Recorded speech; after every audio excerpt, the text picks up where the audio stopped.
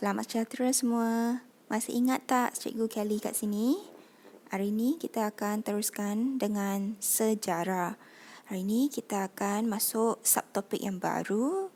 Dan sebelum kita mula, kita akan tengok gambar ni dahulu. Okey, Cikgu bagi 5 saat. Tengokkan gambar ni dan beritahu Cikgu semua gambar-gambar ni melambangkan apa. Okey? 5 saat mula dari sekarang.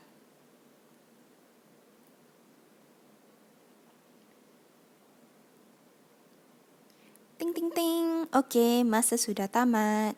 Sekarang kita akan tengokkan gambar-gambar ni. Gambar yang pertama yang warna hijau ni dia tengah buat apa kat sini?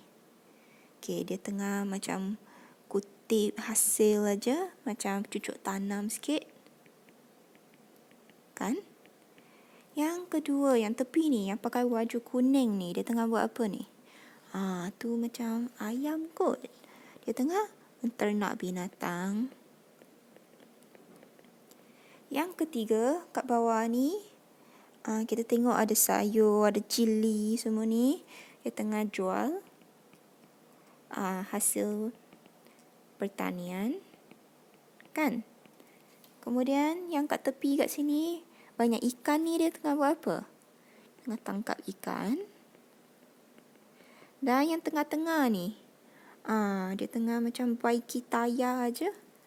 Baiki kereta kan? Tayar lah. Okey, jadi kalau kita tengokkan semua-semua ni, dia merupakan benda-benda yang boleh bawakan pendapatan kepada orang kan. Dia bawakan nilai, bawakan pendapatan.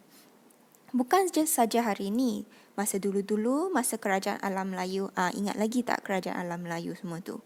Okey, masa dulu-dulu tu pun orang kena menyara hidup sendiri kan, dan juga membawakan pendapatan. Jadi banyak juga yang buat aktiviti-aktiviti seperti ini. Jadi sebelum adanya nilai mata wang ke, sebelum adanya kilang-kilang nak buat kerja yang besar-besaran, dia mula dulu dengan aktiviti-aktiviti yang paling basic sekali lah. Contohnya macam cucuk tanam, tangkap ikan, semua ni. Kemudian lepas dah ada lebih banyak barang, barulah ada lebihan kita bagi orang lain. Kan setiap kali pun kita kena belajar macam ni. Kita kena makan dulu, kalau ada lebih baru bagi orang makan kan. Jadi kemudian dia jualkan hasil. Dia mula ternak binatang pula, jadi dia tak payah buru-buru binatang macam kat zaman prasejarah tu. Kemudian adalah kilang-kilang besar dia boleh kerja. Gunakan kelebihan sendiri. Macam orang ni dia memang pandai baiki tayar, jadi dia kerjalah bagi tayar. Masuk topik baru kita iaitu kegiatan ekonomi Kerajaan Alam Melayu. Sebelum ni kita dah belajar sistem pemerintahan dia, jadi sekarang kita tengok kegiatan ekonomi dia. Okay, jadi apa yang akan kita belajar dengan kegiatan ekonomi ni? Dalam topik ni, kita akan belajar menghuraikan kegiatan ekonomi Kerajaan Alam Melayu dalam sektor pertanian. Jadi yang pentingnya di sini ialah kegiatan ekonomi Kerajaan Alam Melayu dalam sektor pertanian. Bagaimana kita tahu sama ada kita capai ke tak apa yang kita nak belajar ni? Okey.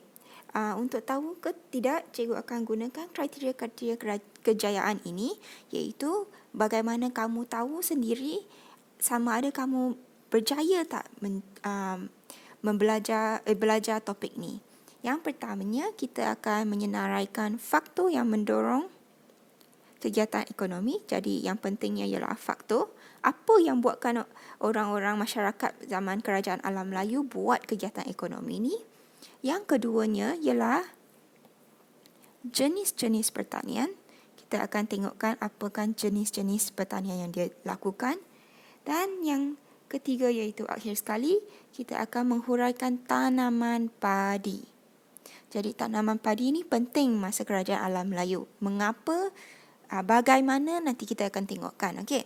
Jadi yang pentingnya untuk yang pertama sekarang kita akan masukkan ke dalam menyenaraikan faktor yang mendorong kegiatan ekonomi. Jadi yang pentingnya cikgu nak tahu kamu senaraikan sahaja. Jadi kamu cuma perlu bagikanlah mengapa. Jadi apa yang dimaksudkan dengan kegiatan ekonomi?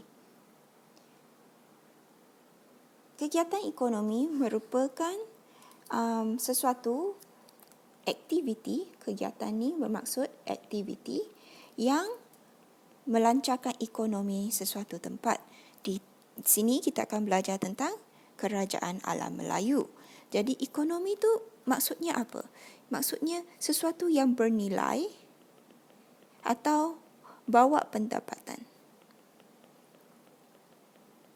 Jadi kat sini, kegiatan ekonomi kerajaan alam Melayu maksudnya kita akan belajar tentang aktiviti yang membawa pendapatan dan bernilai kepada kerajaan alam Melayu.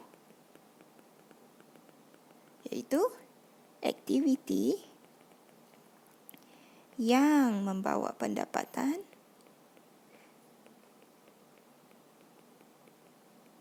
kepada kerajaan alam Melayu. Mengapa pula kita kena belajar ni?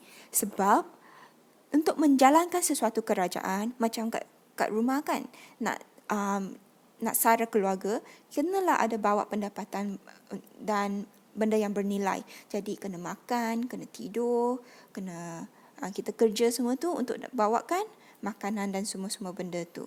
Jadi di sini aktiviti yang pertama yang akan kita belajar ialah pertanian.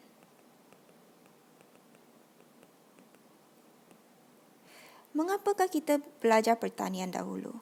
Kalau kita tengokkan, yang paling senang nak buat ialah pertanian. Sebab di luar rumah, kalau kita tengokkan, ada tempat kita boleh bertani. Itulah salah satu contohnya mengapa pertanian menjadi aktiviti utama kerajaan alam Melayu. Okey, kita katakan pertanian kerana pertanian tu senang. Dia di luar rumah, ada tanah, dia boleh usahakan pertanian. Kalau kita ingatkan balik, lokasi-lokasi kerajaan alam Melayu kebanyakannya berada dekat dengan sungai. Dia berada dekat bukan saja dengan sungai, dia dekat muara juga. Kalau kita tengokkan kerajaan Champa kat sini, dia dekat kat tepi sini. Dekat tepi sini, dia dekat laut, dekat sungai. Kalau kita kerajaan Funan, sini pun ada satu sungai iaitu Sungai Mekong kat tengah-tengah tu. Kerajaan Angkor juga di tengah-tengah ni ada satu sungai, Sungai Mekong. Jadi dia memang banyak ada tempat yang ada sungai dan ada laut lah. Sriwijaya, Palembang kat tepi sini pun, Gangganegara pun kat tepi ni pun kat tepi, Kedatua dan Majapahit pun dekat dengan sungai dengan laut. Jadi dengan semua lokasi-lokasi ini, kita boleh katakan pertempatan awal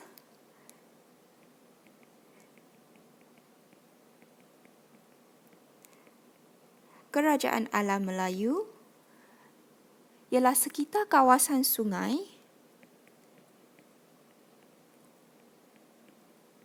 Dia bawakan tanah yang subur. Jadi dengan tanah-tanah yang subur ni, dia senang nak jalankan pertanian. Jadi pertanian tu akan berjaya. Sebab dekat dengan sungai ada air, tanah subur, ada air, ada nutrien, semua itulah dekat tanah, nutrien kat tanah. Okey. Faktor yang mendorong aktiviti pertanian pada zaman kerajaan alam Melayu ialah pertempatan awal berada di kawasan sungai, jadi tanahnya subur. Okey, itu nombor satu. Yang keduanya, kan cikgu tadi kata dia senang untuk lakukan aktiviti pertanian. Dia di luar rumah dan tanah. Jadi aktiviti ini senang dijalankan untuk menyara diri. Dan pada tahap awalnya, semua aktiviti pertanian dijalankan untuk menyara diri. Dan yang terakhir sekali, selepas dia buat untuk menyara diri, dia senang, dia ni tanaman memang senang nak buat. Kemudian dah cukup makan, dia ada lebihan pula. kalau ada lebihan, dan kemudian ini tahap yang seterusnya, dia akan lebihan hasil pertanian akan dipasarkan. Pasarkan kepada siapa? Kepada penduduk yang tak buat pertanian. Penduduk yang tidak terlibat dalam pertanian.